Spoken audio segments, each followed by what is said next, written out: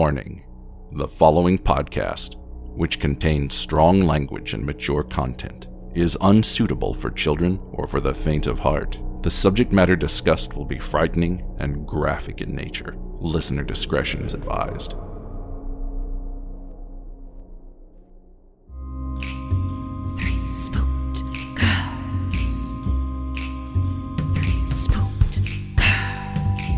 When you wanna hear about the paranormal, you get the Spooked Girls. True crime that makes you hypothermal.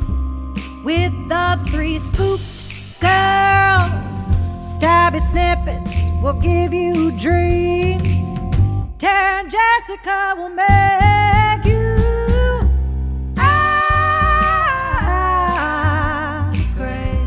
along with the Spooked Girls. Bring on the slaughter, we on that haunted ground. Spooked Girls. The three Spooked Girls. Hey Spooksters, and welcome back to another episode here on Three Spooked Girls. My name is Tara, and as always, I'm here with my ghoul friend Jessica. Hello. And today is part 2 into our recap of Unknown Number, the High School Catfish. If you did not catch part 1, you're going to want to pause this, check that out, and then come on back. But before we get into it, if you are new here, hello and welcome. Thank you for checking out the show. Returning Spooksters, welcome back. If you are not following us on social media, you can find us on all the places. We are on Facebook, Instagram, Threads. Our handle is @3SpookedGirls. And we have our amazing Facebook group, 3 Spooked Girls Official. It's a great place where we have memes, conversations, lots of threads, and that is where the request for this recap came on in. So if you want to hang out with Spooksters and your ghouls, go check that out. And if you are a reader, you can join us over on our virtual book club, Spookster Literary Society. For the end of the year, we are reading The Housemaid, and Jess and I are both super excited. There is a movie adaptation coming out in December, and we're going to go see it together. So we wanted to reread this with all of you guys before we went and checked that out. So if you want to join us, we are on the book clubs app. Everything is in the link tree in the show notes for you. And if you would like to support the show, you can go to patreon.com/3spookedgirls. For as little as $1, you get 1 bonus episode a month. 5 and up get ad-free episodes the day before and extra fun content that we put out every so often. And if you are needing more content from your ghouls, we have a giant backlog that you can check out and have access to as well. But with that, we're going to go ahead and just get back into this. So a quick refresher, we started this doc just kind of going over the beginning stages of the harassment that Owen and Lauren went through and all of the horrific texts, and we will have plenty more to come in this episode. But at the very end, the unknown sender had used a Florida area code, which was not where everyone was located. So when authorities looked into that, it came up that Chloe and her family were on spring break in Florida. But then when they did a forensic deep dive on Chloe's devices, they found out she was not the culprit. So after all of this, the unknown sender acknowledges this whole thing, literally the next day. And their text said, "Bitches, I talked to the police yesterday and they effing kept my phone, effing searched it, copied it, found nothing bad." And there was more texts of pictures of Owen and Chloe that were sent. And this made them think, or everyone think, why would she reference herself so clearly at this point? So they were like, okay, maybe somebody is setting her up. Who the fuck is it? I'm so glad that that's where people went with it, because even though she is kind of a little bully, like, Chloe wasn't doing this. No. It didn't make sense to me. I was like, why are you, like, this person, why are you referencing this other human so much? Because it's now to the point where it's like, obviously it's not this person. Right. Obviously it's not her. And thank goodness, because like we've seen in so many cases where the authorities just want the easy answer and they get this tunnel vision. But like, thankfully, Sheriff Mike was like, no, okay. We have the forensic proof that literally she is not doing this. We're moving on with whatever the fuck's next, right? Mm-hmm. Then weird, there was a picture that came in via text from Owen's family Christmas and talking about how he liked his new phone case. And Jill said this was alarming because literally the only people who could have taken those pictures were people who were there for Christmas. And the sheriff asked if any of the family members were in his class. And like we mentioned, he did have a cousin named Adriana come on. And of course, Chloe automatically starts putting blame on her and saying that Adriana could have been involved because, quote, maybe they thought I didn't like them because I can be a little competitive in sports and stuff like that. Mm-hmm. Maybe that's why they don't like me. And that Adriana was part of the quiet girl group. Yeah, that's why they don't like you, Chloe. So Sophie tells us the tea on how Adriana, quote, made up a rumor about her, Chloe, and Macy bullying her in middle school and threw carrots at her. They insist it's a lie, and she says there's no one else who dislikes them as much to make this up about them. Bitch, before we get into what Adriana's went through and been traumatized with, I fully fucking believe those little girls threw the fucking carrots at poor Adriana. I'm sorry. I don't believe that. Why would she make that up? Why would she fucking make that up? She's a very, not confrontational kid. You can tell. Exactly. And then also, why the fuck would you bring that up? She made up a rumor that we threw carrots at her. You fucking threw carrots at her. You wouldn't have said that. You would have been like, she thought we bullied her. We didn't know why. And the way that she said it, she was like, she made up a rumor that we threw carrots at her. We didn't do that. It's like, you fucking threw carrots at her. Mm-hmm. I don't believe them. They definitely did. These 3 girls were being mean to other girls. There's a reason why people thought this friend group was the Unknown Sender. Because they were mean. They were mean to people. Yeah, they have patterns. Exactly. Adriana, which is so weird because you know that Chloe just loves Owen. Mm-hmm. She's wants them to be endgame, right? Why would you fucking alienate his cousin? Because she is a 13, 14-year-old girl and doesn't think logically.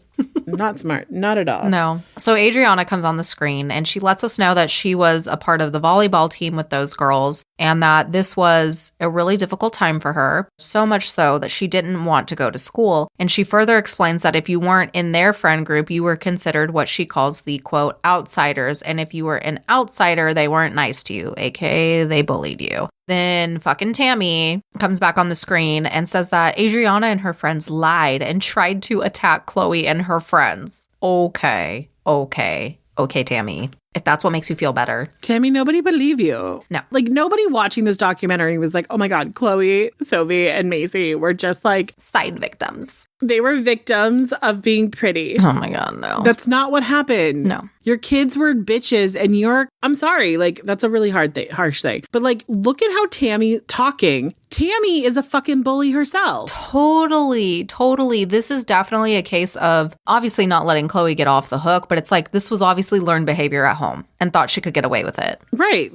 Her dad is a cop, so he feels like he's above shit. Tammy's probably one of those wives of a cop who's my husband's a cop, I'm amazing, blah, blah, blah, whatever. And just the way that they're talking about how Jill and Kendra are handling the situation, she calls it making a scene. Mm-hmm. You fucking know that if Chloe was getting those text messages, Tammy would have literally burned the building down. For sure. And what makes you dislike this couple even more is we get more body cam footage and Chloe's dad is going in on Adriana's mom saying she's playing I'm the victim and all this other fucking shit. And Chloe's mom and dad, they double down and said Adriana's responsible for this and she's framing Chloe and blah, blah, blah. And they're trying to literally pin it all on Adriana. Right. And Adriana's homies, the only time I knew about this was when I got questioned by Owen and asked if I was getting texts. And see, that's the other thing. Even Owen knew there's no way this kid could do it because he's literally checking on her to be are you getting harassed? Right, because he knows she's being bullied. Mm-hmm. And so he knows that the next logical step is that if Lauren is getting bullied because of her affiliation to Owen, there's a good chance that his cousin is also getting targeted, bullied. Right. Yeah. And so he's doing the nice guy thing and checking on his cousin. And I just think Tammy and Dave are those people who literally peaked in high school and now they want their daughter to peak in high school. Mm-hmm. Mm-hmm. So Owen and Adriana go into a whole conversation about this, and she said she's checking all of her texts. She's checking all of her contacts to make sure no one's numbers matched. The producers ask Adriana about the phone case, and she's like, well, yeah, I knew because it was family Christmas and I was there and I saw him open it or whatever. And that even Owen had asked her about this specifically and like about the picture, and she didn't know anything of it. She's like, I didn't take it, you know? And she said, honestly, she's like, I was partially confused because I'm always quiet and mind my own business and all of that. And she said that this, and I can understand because they're also, you know, so young. She said that this whole situation traumatized her and made her view of police officers completely change. And then now, anytime she goes by one or they drive by her or anything like that, it's this poor kid has PTSD. Let's just call it for what it is. This poor girl is triggered and goes into being afraid anytime she's around any cops, which it's like understandably so. But she would eventually get a text or some texts from an unknown number, and it said, hey, Adriana, Owen needs your help. We need to get Lo gone away from him. Tell his parents Lo's a bitch. Fucked up his life. You hate her too. And obviously she's terrified. She's like, fuck, they are bothering me now. And she said it was just awful. And she was crying, and you could just see how much this even still affects her, even talking about it. Right. So Jill comes back and she tells us by the spring of 2022, they are quite literally living in hell and basically not sleeping because the texter has gone completely off the rails. And eventually Jill replies on Owen's phone to the unknown sender. The unknown sender had said, you know what we want. And Jill said, what's that? But of course, the unknown sender thinks it's Owen because it's coming from Owen's phone. Other texts that were sent included, she don't deserve the air she breathes. She's a pointless human. We all fucking hate you. I fucking own Owen's dick. Cry more, you fucking jealous bitch. And understandably so, Sean lets us know that the tension in the house gets worse and literally no one was getting along. He confronted Kendra for saying she would take care of this, and then it didn't happen. He says that they had moved a lot and was in 4 different houses, were going through a ton of financial struggles, and emotionally they're going through struggles. Lauren didn't want to go to school at this point, which is understandable. And then one day, the unknown sender says, no one ever want your anorexic flat ass and tits. No dude ever touching that pussy, you nasty slut. And Lauren finally broke down and responded and said, you win and I give up, so please stop or tell me what I have to do. And she says that, oh my God, it just like broke my heart because she's like, little me was just trying to stick up for myself. And I'm just like, oh my God. Right. Then there is body cam footage of Jill talking with the sheriff and asking what they can do. And at this point, understandably so, she's just so broken. And she said that it got so bad that they just took his phone completely because he had said to the unknown sender, quote, I hope you people know that you make me feel suicidal. And she told the sheriff that if they didn't solve this, she was going to go to the media. And of course, his solution was just change Owen's number. And Jill stood up to him and said that that wouldn't be enough, that obviously this person has dedicated this long to fucking tormenting them. Like, what's it fucking matter at this point? And this is finally when the sheriff decides to get the FBI involved. 22 months into this, almost 2 fucking years. So we are in April of 2022. We do have a little bouncing around in this, I am going to let you all know. So we enter FBI liaison Bradley Peter, and we find out that there was 720 pages of text messages on a hard drive given to him from the sheriff. He says that he had seen cases like this where people did end their lives, and so from there, he wanted to do a data extraction on Owen's phone to see if they could find anything, but again, literally nothing. Well, we're going to bounce back a couple months just for some context. So at 19 months, so like 3 months before this, Owen temporarily had a new girlfriend and says that girl, like her mom, got a random text, not even the girlfriend at first, the mom. And it was a text saying that they needed to have the girl back off because Owen was theirs. And Owen talks about how he felt helpless and he was worried he was just going to put this girl in danger. So he literally gave up and they broke up. And just, it was frustrating because this girl wasn't even from their town. She literally lived a few hours away. So this showed them that this person was truly watching Owen and keeping track and all of that. So of course, understandably so, he is so angry and he started lashing out in sports and things like that. And the unknown sender just kept tormenting Owen. And he finally said he was going to confront them if they kept going, which is how, eventually he ended up texting them. So thankfully, Agent Bradley finally figures out that this person is using an app called Pinger, which is a texting app. And from there, he got 2 IP addresses that were coming from a Verizon phone. From there, he turned around and sent a search warrant to Verizon. And on May 23rd, he got the info back on these IP addresses and was sent a several-page document with what numbers were attached to these IP addresses. Then he called Jill and asked for everyone's number on who they think could be a suspect. None of those numbers matched with the kids. Then they started going through the adult contact info, and he found one that matched. It was Kendra's. Surprise, surprise. And weirdest fucking reveal ever. I am just going to fucking say that because they do this weird slow motion on her in her little confessional, as I'll call it, set up, and this weird small montage of all of these awful texts. And Brad turns around and then is like, oh, guess what, Jill? Guess what? I found a match. Guess who it is? It's Kendra. And Jill's like, no fucking way.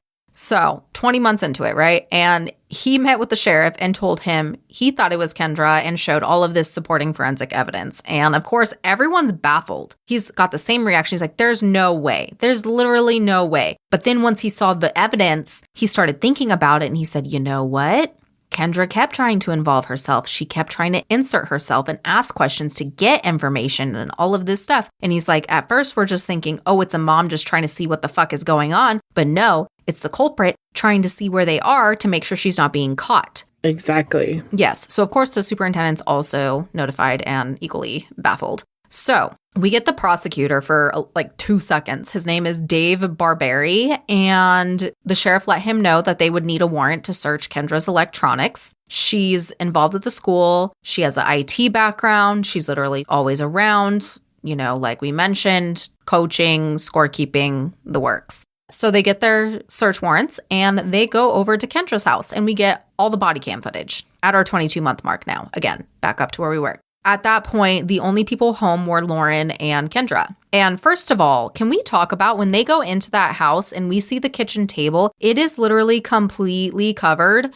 jam-packed with alcohol bottles and then boxes and then a tall cat, so much alcohol bottles. I don't know if they were empty or not, but it was weird and it was a lot. So I was like, oh God, okay, there's maybe part of your financial problems right there. But anyway. It was so much that I thought there's no way that they weren't planning a party. Something, I don't know.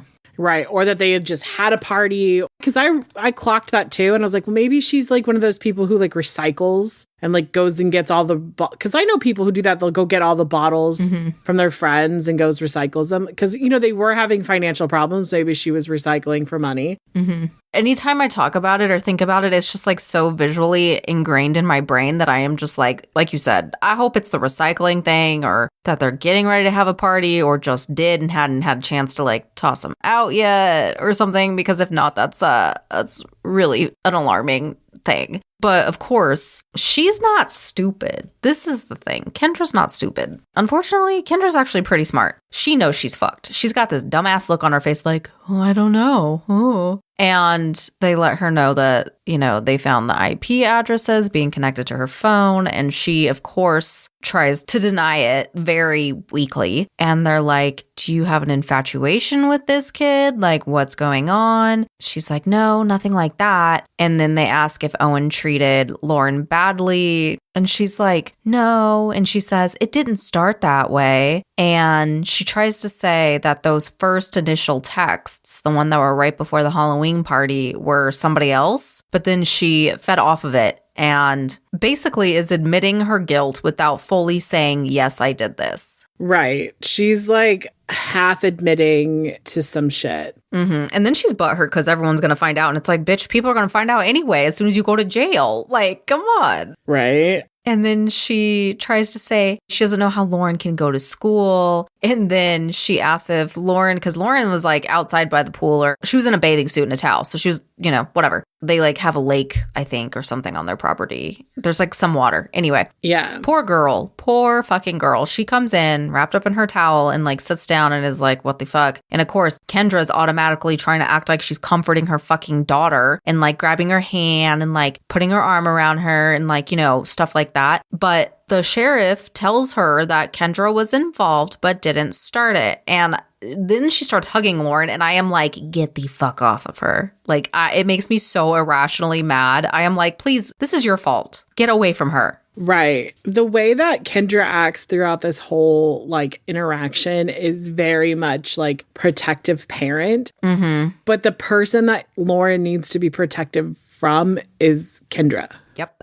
I can understand why Lauren was like so confused and just looked in shock in this, because one, she just found out her mom's the one doing this. And two, then she's doing that fucking shit, which is like, communicating the opposite. So you're like, what the hell? So they get Sean on the phone. They tell him it's Kendra. And obviously he's in shock and he's like, oh my God, I literally don't know what to say. So he leaves work and comes home. And they come out and they're talking to him and saying, yeah, we got to take her stuff, da-da-da-da-da. And Sean goes, which phone did you take? Because she has a couple. Right. And I'm like, of course this fucking bitch does. And they're like, oh, really? Because all she said was one phone and one computer. And he's like, nah, man, she got more shit. You need to go in there and get it. So more information that the sheriff had found out during this and that he has to break to Sean is that his wife is also a big fat liar and acting like she had a job, but she kept acting like she had two jobs, but she had lost both of them like a year ago. And what Sean had thought initially was that she quit one, but she was fired, and that she was working the other one, but she was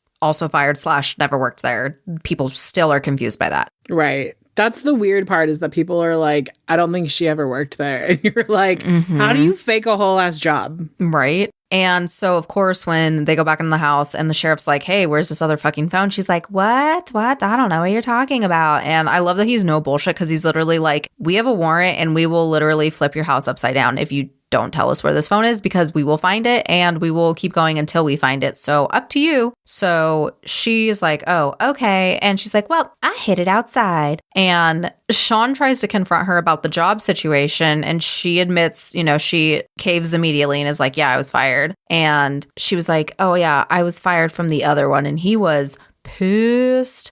But I think he still handled it really well, because he could have fucking flipped the fuck out and crashed out completely. And poor Lauren, she's just kind of sitting there disassociating. Right. And he's like calmly telling her, he's like, you need to go. You're not welcome to be here. And she's like, I don't want to leave Lauren. I can't leave her. Da-da-da-da, all this shit. And thank God Sean's like, no, fuck you, bitch. And he goes and calls her parents and is like, you need to come get your daughter. The cops are here. I will explain when you get here. Like, Sean took so much control. Like, I can't even begin to have the feelings that Sean was having. His wife of like, I think it was like around 20 years at this point, of course they'd been having financial issues that had been talked about earlier, all this shit. And like, Sean is just like finding out in like a very short period of time. And he takes such immediate action, because he's like, your parents are coming, and Kendra's like, I don't want to go with them. And he's like, I don't give a fuck.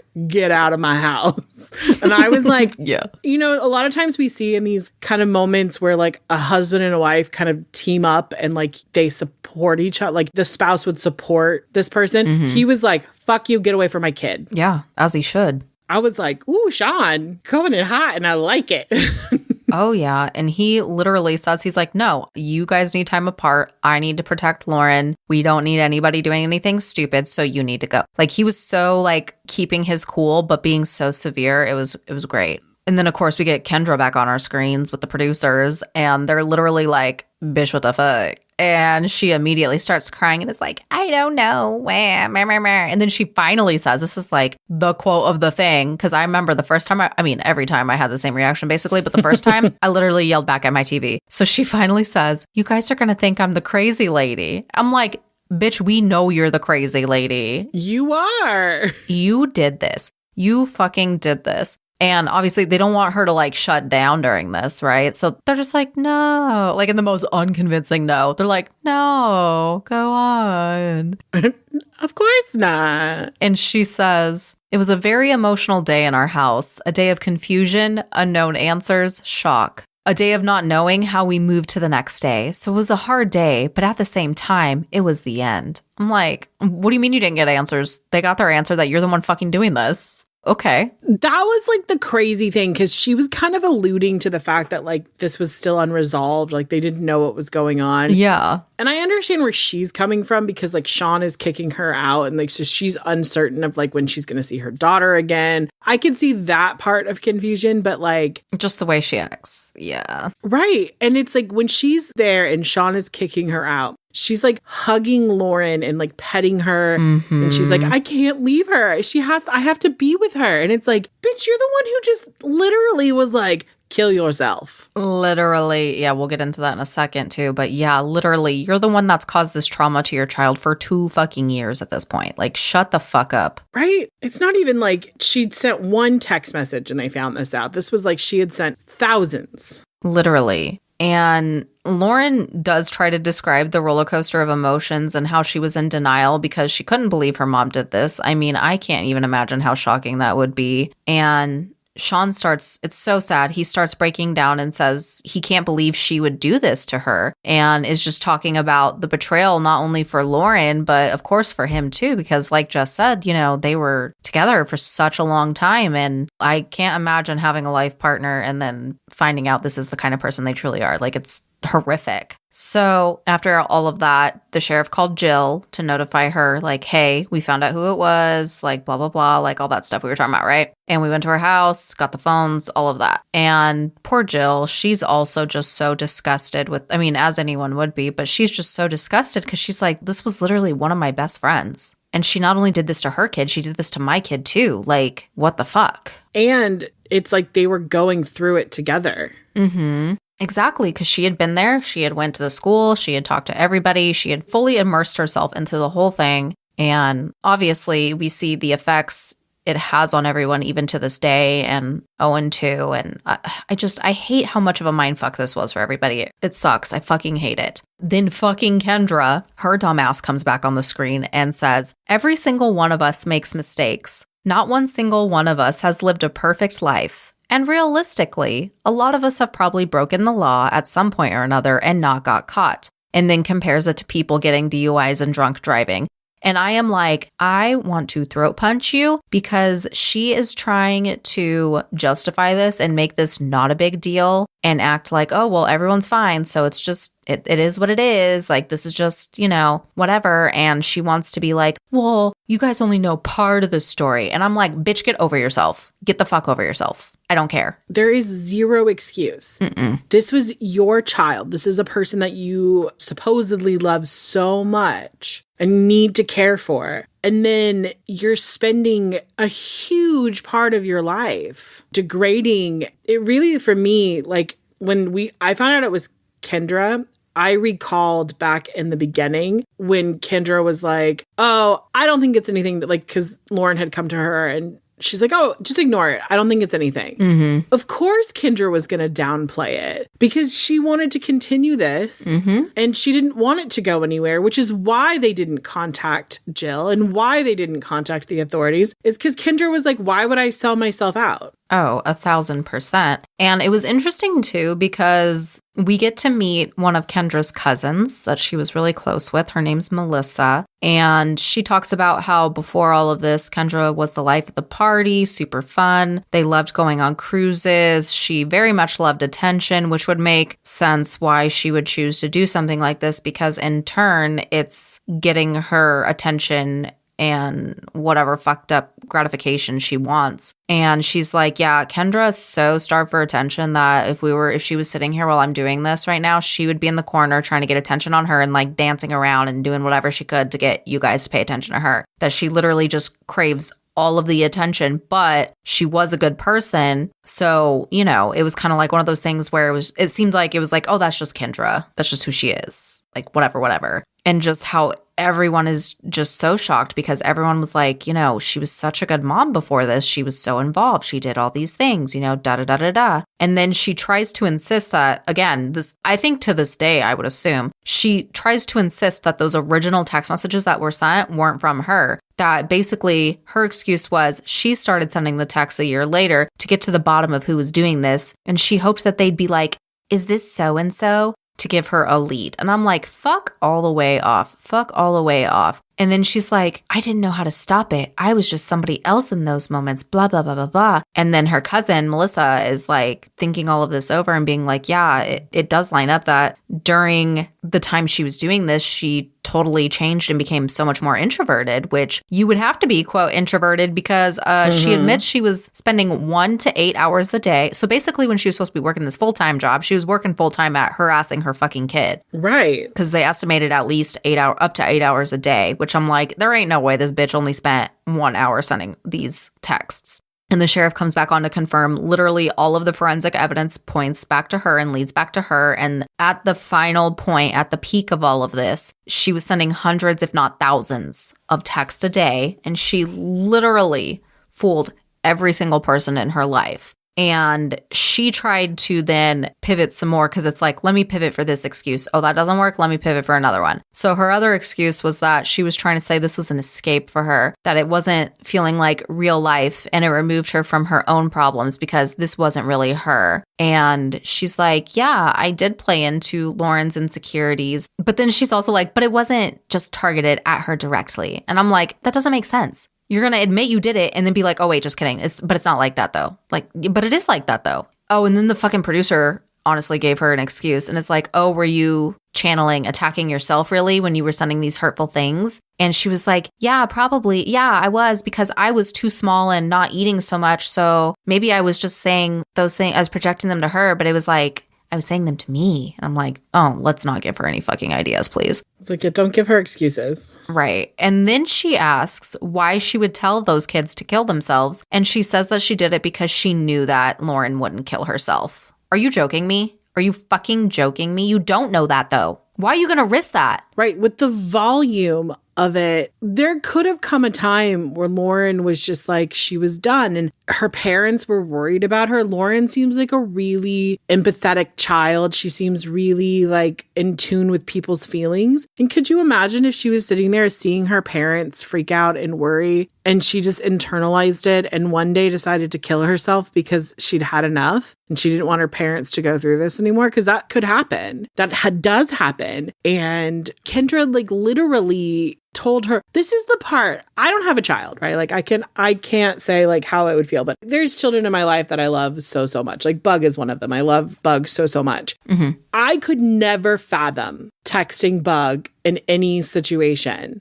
or even thinking of saying to Bug, like, kill yourself. There's not a joke on the planet. There's never like a anger enough on the planet to really say that to a child. I love Bug so much and Bug's not my kid. Right. It's like, how can you do that to your own? How could you do that to your own kid? I can't. It makes me so sick. It makes me so fucking sick. Like, ugh. So we'll avoid that 50 million hour rant. But the superintendent, he comes back on and he's talking about, I mean, this is kind of like general consensus because it does make the most sense if you have to try to find an explanation. And he talks about Cyber Munchausen. And basically she wanted Lauren to need her. And like, that is what it did turn into. Of course, she was leaning on her parents for support. Like, why wouldn't she? Her cousin also thinks this is the case. And she's like, Lauren would come to her upset and then Kendra would be this hero and this protector and it would make her feel good in a fucked up way. And she says what everyone's thinking is that she doesn't think Lauren will ever escape Kendra's like manipulation tactics without cutting her off completely. I know people have questioned, like, how the fuck did Sean not know about all this, blah, blah, blah. But it's like Kendra was literally in charge of all the finances, in charge of any of the extracurricular stuff they did, any of the trips, every single fucking, like, Sean didn't worry about any of that. Kendra took on that responsibility in their relationship. So, right. Of course, her lie would work. And then she apparently had made an insurance claim on a house that they had because, like I said, they moved around a lot when it got struck by lightning. And her cousin thinks that instead of putting that money towards fixing that house or whatever, she just kept it. And that, he says that's probably true because Sean talks about how shortly after that, there was an eviction notice on their door. She had admitted in that moment that she wasn't paying bills, so they moved because they had to move out of that house, I guess. And then they put everything into storage, all of their family stuff, everything. But then they ended up losing that too because she wasn't fucking paying that. And that's so heartbreaking. And her cousin thinks that, there's no way that it was just these last couple years that Kendra was lying. Kendra's probably been lying for the last like fucking decade, basically. And just it finally caught up with her because of how severe, And we know that because it's like, not apples and oranges, but it's like, how we talk about murderers and serial killers, how they escalate. Like, I'm sure she started out with just lying about dumb little shit. Oh, yeah. And then got more confident. And then, because it's like, you can't pull off or just jump into something this big without having some kind of practice or some kind of little toe in the water first. So. Oh, for sure. I guarantee there's all kinds of shit. But Kendra insists that wasn't the case and that she's like, Sean kind of knew, but then was like, oh, well, shit happens kind of attitude. And it's like, considering how he acted when he found out what you did to their kid, I don't believe you, but okay. So news broke. And this story, when it originally happened and it broke, like it got media attention everywhere. So of course it spread like wildfire through the school and all of that. And people were being like, Lauren, I'm so sorry. And Lauren's like, what the fuck are you talking about? And eventually she got pulled into the office. So they told her mom was arrested and she, of course, immediately called her dad. And like I said, it was all over the place. It was all over TikTok. It was all over news outlets, everything, because this is such an insane story. And when they went to court, she was originally banned from contacting Lauren or Owen. And Kendra tried to fight this. And Lauren also wrote a letter saying that she needed her mom. And I feel so bad for her because obviously she's conflicted and she's like so deep into being manipulated that I just hate it for her. I really fucking hate it for her so much. But in the end, she pled guilty to 2 counts of stalking, 1 for each child, for stalking a minor. So, 1 for each. And then on April 26th of 2023, she was sentenced. And basically everybody, I knew Chloe's family would show up. I ain't surprised. But literally everybody went. And Chloe just said it was really weird, which I can get that, especially like someone you've known like, your whole life or someone you've known of your whole life. I can't even imagine for any of them. Kendra did speak in court and Jill was like, yeah, she was convincing. She was giving she was crying and apologizing to everybody and blaming it on her mental health and all this childhood trauma and stuff like that. And Sophie's mom called it for what it is and was like, this is bullshit. And she's using these excuses to justify what she's done to these kids, which I agree. I agree. Yeah. And Owen and Jill, they gave impact statements as well. And Jill is just like, look, Kendra was definitely infatuated with my son. Like there was definitely more things than just being his girlfriend's mom type of thing. Like when they look back and it's just like creepy. It's like, ugh, gross. Oh, yeah. And the disappointing part was, she was sent to prison, of course. Her sentence originally was a minimum of 19 months to up to 5 years. And the huge disappointing part was she only served 16 months. And she's fully out. Obviously she's in this documentary, but she was released on August 8th of 2024. She didn't even serve the same amount of time that she was doing this to these kids. Right. That's what blew my mind. I was like, this is such a small sentence. Even just like the 19 months to 5 years, like that's still so small because of the fact that these were kids and their childhood was stolen from them. And they still have to live in this community. This is in New York City where you pick up and move to the other side of the city. Unless these people leave, this is what they're going to be known for forever. And it sucks because it's like, why should Sean and Lauren have to uproot their whole lives? Like Right. They shouldn't have to. And it sucks. And I hate it for them. And Lauren does say she does talk to her mom and she has tried to talk to her about this in a indirect way and obviously has no answers. And I am just like really, really, really, really, really hoping that Sean, Lauren, Owen, all of them, they like have good resources for therapy and stuff with this because it's gonna be a lot of work. And I really hope Lauren can get away from Kendra. And at the end of the day, it's obviously Lauren's choice, but like, I really hope she can. And they honestly, there was no time apart at all. They stayed in contact the whole time she was in prison because Lauren wanted to, but of course, she's still the child in this. She's still the one being manipulated. So it's like these people that are trying to say Lauren and Sean knew that she was doing this is so gross to me. But of course,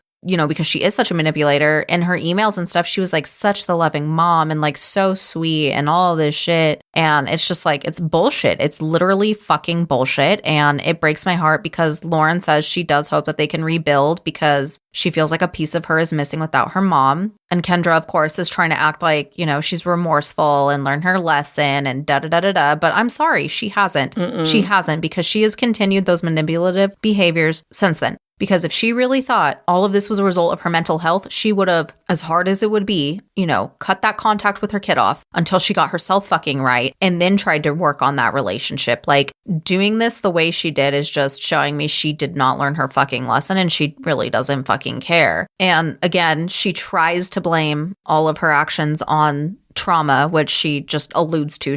Not that she has to get into it, but like she just alludes to it. And she says she got scared for Lauren when she was getting close to the age when she was raped herself. And I'm like, I call bullshit. She just tries to chalk it up to like, I didn't know how to handle trauma in my life and things like this. And it's like, you and I have both been through so much trauma of our own, and some of the stuff she was saying, you know, even similar. And I'm just like, again, it goes back to what we were saying earlier. There's literally no fucking way in any fucking state of mind I could ever imagine doing or saying anything like that to my child, any child, but my own, abso-fucking-lutely not. Right. Abso-fucking-lutely not. Owen and Lauren, understandably, do not talk anymore at all. He admits he still holds a lot of anger, and some of that anger is towards Lauren, you know? So again, I really, really fucking hope that he also has some good resources. He seems like he has good parents. I know we saw Jill more than his dad, but like, seems like he has parents with a good head on their shoulders. So I am optimistic, you know? Hope the best for them, to be really honest. But then, of course, we can't end this without having fucking Chloe come back. Chloe. And she says she doesn't think that it's Lauren's fault at all. So I'm like, okay, well, good. Then, of course, her parents are like, but what about Chloe? Boo-hoo. And then they are the ones that are being like, I just don't see how Sean and her didn't know. And okay, here's my thing. Can it be traumatizing that Chloe was being blamed for this and be really stressful? Yes, it absolutely can. And I'm sure it was. But at the same time, it's like they are literally just trying to be like, poor us, poor Chloe, fuck Lauren, fuck Owen, fuck anybody else. Like, we don't really care. Right. Quit being so fucking self-centered and think about every fucking one. No one's saying we can't feel bad for Chloe and what happened to her in this. Like, sure, yes, we should be, because even if she's a shithead, it's still a big thing. 100%. And then they, of course, try to blame Jill and Sheriff Mike and everybody. And I'm just like, oh my God. And then I think it was the dad. He had said, like, he insisted. Yes. So the dad had said, yeah, I tried to go since the very beginning to say that it was Kendra, da-da-da. Nobody wanted to listen to me. And it's just like, homie, if the FBI can uncover all of this shit, like, because they kept going on about, like, Sean and Lauren. And I'm like, they would have found shit on their fucking phones, first of all. 100%. And I think they need more victims because they need to hate people more. They are so angry that their precious angel baby was brought into the mix. And granted, it really does suck for Chloe that she got brought into this, because there's still going to be people who, you know, because Kendra swears up and down, I don't believe her, but she swears up and down that she didn't do those, like, first text messages. People are going to blame Chloe because they're going to be like, it makes sense. But again, I believe that this was Kendra from the jump. I think that Kendra started doing this right away, and this was all like her need for attention. Yeah, and I think why initially she probably stopped was because the holidays came, and, you know, that's a busy time. And she didn't have her full plan on what she was going to do like she did later. So it's like, I guarantee she took that full fucking year or 11 months, however long it was, and just kind of like remapped how she was going to do all of this. Guarantee it. And I hate it too, because they put so much hatred towards the sheriff and the school officials and stuff. And they're like, well, if the FBI hadn't got involved,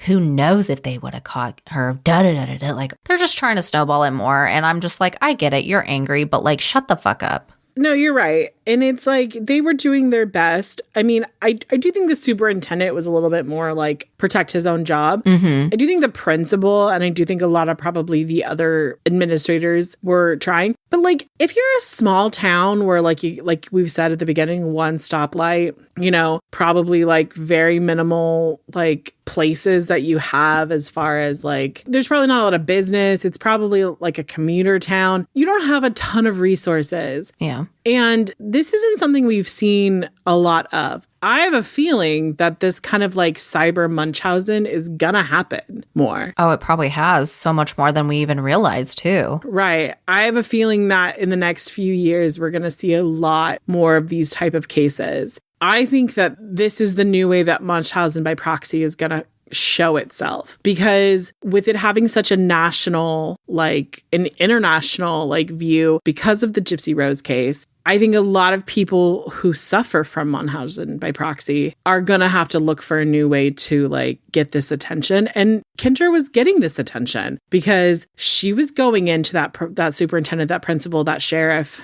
and being like, what are you doing about my kid? And she was looking like this great mom. Right. You know, she was looking like, I am the crusader for my kid. And granted, fucking you should be if your child is being cyberbullied. Right. Or bullied at all. You should be the knight in shining armor for your kid. It just, unfortunately, this was her doing it. And I feel like we're going to see a lot more of this because there are people who are really mentally ill out there and they don't get help. Like, it's 2025. I don't know why there's still a stigma around getting mental help. I've been in therapy for years. You know, I'm very open about it. I love my therapist. There should be no stigma around it because, like, if you get sick, like if you get a cold, if you get bronchitis, you go to the doctor, they give you meds, they help you. Your brain is part of your body. You should be able to go get help for your brain. And I think that it was huge, right? This has been huge. For sure. I think it opened a lot of conversations too. And I think there's probably a lot of people out there right now who are like, oh shit, like I was being harassed. I wonder if it was my parents, like, or a parent or an adult. And we might even see it in like siblings and things like that. Yeah, definitely. I mean, Kendra is such a piece of trash though, because like, how do you go from being this like doting parent to telling your kid to kill themselves multiple times? Not just once, but multiple times. Disgusting. And then sending things and saying things. And the one thing that has baffled me in this case is, I don't know if there was, but how she was not brought up on charges of like sexual harassment of a minor. Because the shit she was writing to Owen,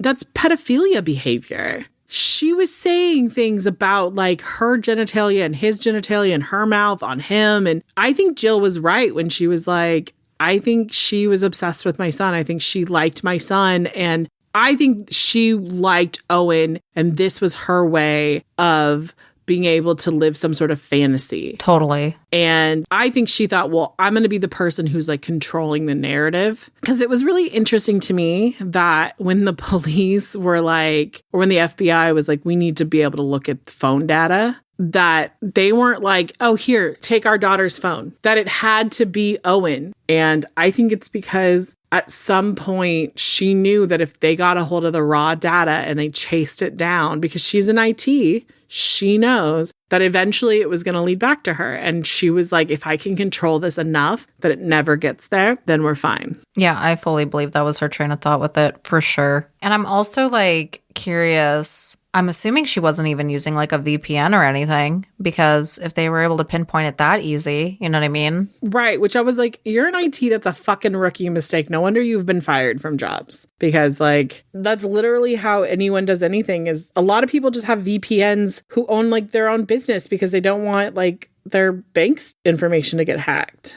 Exactly. So the fact that she didn't have any kind of like protection on herself just meant that she didn't think she was ever going to get caught. Right. So this does end with kind of where Lauren and Sean were and what their aftermath has looked like a little bit. So Lauren says that her and Sean have gotten so much closer, and I'm so happy for them for that. They were able to build that, because I could definitely understand how, even though her dad is innocent in this, how it would be tough to trust any parent figure after going through this. Lauren says she hasn't, from the time of filming, she hadn't seen her mom yet, and she thinks it'll be hard, which I can understand that as well. She says that she wants to trust Kendra, but she can't yet, and that she wants her mom to get the help she needs so that when they do reunite, they can move forward. And I think that's great. And I'm glad she's able to accept that reality of it. So that gives me hope too, that she'll be able to stand up for herself and whatnot. And of course, Kendra thinks that they can have a healthy relationship one day. And I'm like, fucking how? Literally, you cannot. And the doc ends to let us know, because at this point now, Lauren's getting ready to go to college and her goal is to study criminology, which I love that. Taking this awful traumatic thing